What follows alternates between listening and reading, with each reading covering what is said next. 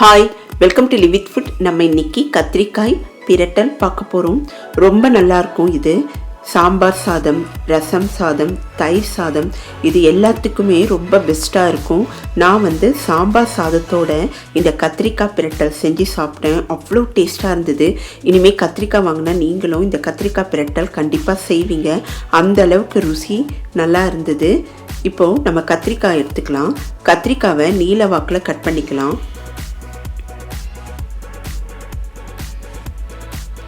இந்த மாதிரி நீல வாக்கில் நம்ம கட் பண்ணும்போது கத்திரிக்காயும் சீக்கிரம் வெந்துடும். கத்திரிக்காயில் புழுவெல்லாம் இருக்கும், அதனால் நம்ம பார்த்து கட் பண்ணணும். அதனால் நீல வாக்கில் நம்ம கட் பண்ணிக்கலாம். கட் பண்ண உடனே ஒரு பவுலில் தண்ணி வச்சுருக்கேன், அதில் சேர்த்துக்கலாம். கத்திரிக்காவோட கலர் இல்லைன்னா மாறிடும்.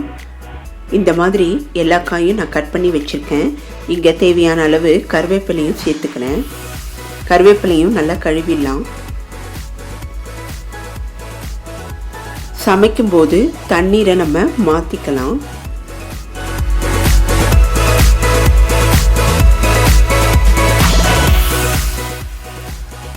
இப்போ நான் தண்ணீரை மாற்றிக்கிறேன்.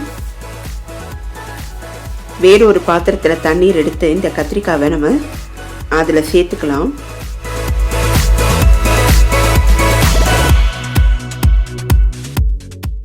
இப்போது வெங்காயத்தை நீல வாக்கில் கட் பண்ணிக்கலாம். இந்த மாதிரி நமக்கு வேலை ஈஸியாக முடிஞ்சிடும். வெங்காயமும் சீக்கிரம் வதங்கிடும்.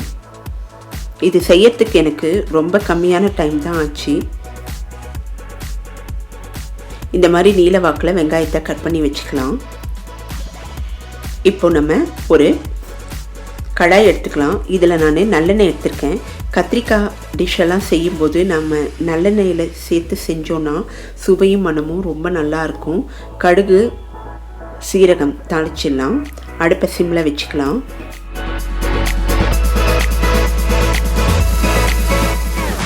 பச்சை மிளகாயை 2ஆக கட் பண்ணி சேர்த்துருக்கேன். கட் பண்ணி வைத்த வெங்காயத்தை சேர்த்துக்கலாம்.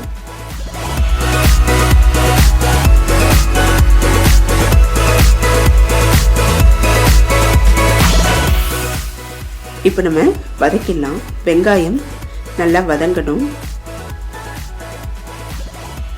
இந்த இடத்துல உங்களுக்கு இஞ்சி பூண்டு பிடிக்கும்னா நீங்கள் இஞ்சி பூண்டு சேர்த்துக்கலாம். இப்போ நான் தேவையான அளவு உப்பு சேர்த்துக்கிறேன். உப்பு சேர்த்ததுனால வெங்காயம் சீக்கிரமாகவே நமக்கு வதங்கிடும். கருவேப்பிலை சேர்த்துக்கலாம். கண்டிப்பாக கத்திரிக்காய் செய்கிற டிஷ் எல்லாத்துக்குமே நீங்கள் கருவேப்பிலை சேர்த்து செஞ்சிங்கன்னா ரொம்ப டேஸ்ட்டாக இருக்கும். மறக்காமல் கருவேப்பிலையை சேர்த்துக்கலாம். நீல வாக்கில் கட் பண்ணி வைத்த கத்திரிக்காவை நான் இங்கே சேர்த்துக்கிறேன். தண்ணியிலேருந்து எடுத்து நம்ம டைரெக்டாக இப்போது கடாயில் சேர்த்துக்கலாம்.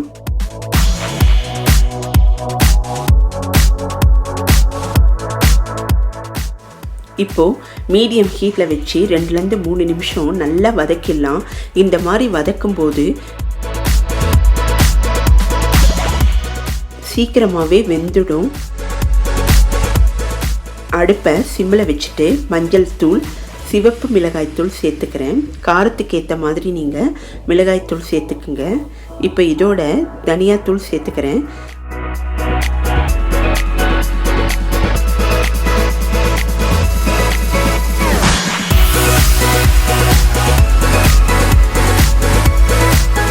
கொத்தமல்லி விதையை கடாயில் சிம்மில் வச்சு நம்ம வறுத்து மிக்சியில் பொடி பண்ணி வச்சுக்கலாம். தனியா பவுடர் தயாராகிடும். இப்போ நான் காஷ்மீரி சில்லி பவுடர் கொஞ்சம் சேர்த்துக்கிறேன். சேர்த்துட்டு எல்லாத்தையும் நல்லா வதக்கிடுறேன். நல்லா வதங்கணும். அடுப்பை சிம்மிலேயே வச்சுக்கலாம். இப்போது கத்திரிக்காய் வேகிறதுக்காக நான் கொஞ்சமாக புளி தண்ணி சேர்த்துக்கிறேன். எப்போவுமே கத்திரிக்காய் டிஷ்ஷெல்லாம் செய்யும்போது நம்ம புளி விட்டு செஞ்சோன்னா ரொம்ப டேஸ்ட்டாக இருக்கும். இப்போ நான் மூடி போட்டிருக்கேன். 2 நிமிஷம் ஆச்சு. இந்த டைமில் நாம் பெருங்காய கட்டி இல்லைன்னா பெருங்காய பவுடர் சேர்த்துக்கலாம். மணத்துக்காக நல்லா மிக்ஸ் பண்ணிக்கலாம். மிக்ஸ் பண்ணிவிட்டு திருப்பியும் மூடி போட்டுடலாம். ஒரு 2-3 நிமிஷத்துக்குள்ளே நமக்கு கத்திரிக்காய் எல்லாமே வதங்கி ரொம்ப டேஸ்ட்டாக நமக்கு இந்த கத்திரிக்காய் பிரட்டல் தயாராகிடும். தண்ணியெல்லாம் வற்றிருக்கு பாருங்கள். ரொம்ப நல்லாயிருக்கும் இந்த டிஷ்ஷு. நீங்கள் கண்டிப்பாக செஞ்சு பாருங்கள். அதுக்கப்புறம் நீங்கள் எவ்ரி டைம் கத்திரிக்காய் இருந்தால் நீங்கள் இந்த டிஷ்ஷு தான் செய்வீங்க. இப்போ நமக்கு சுவையான கத்திரிக்காய் பிரட்டல் தயாராகிடுச்சு. கத்திரிக்காய் நல்லா வெந்திருக்கு, சுவையும் ரொம்ப நல்லா இருக்குது. நீங்கள் கண்டிப்பாக இந்த டிஷ்ஷை நீங்கள் ட்ரை பண்ணி பாருங்கள். மறக்காமல் லிவ் வித் ஃபுட் சேனலை சப்ஸ்கிரைப் பண்ணுங்கள். இந்த வீடியோவை லைக் பண்ணுங்கள், ஷேர் பண்ணுங்கள், மறக்காமல் கமெண்ட்ஸ் பண்ணுங்கள். நெக்ஸ்ட் வீடியோவில் நான் உங்களை மீட் பண்ணுறேன். அது வரைக்கும் பாய்.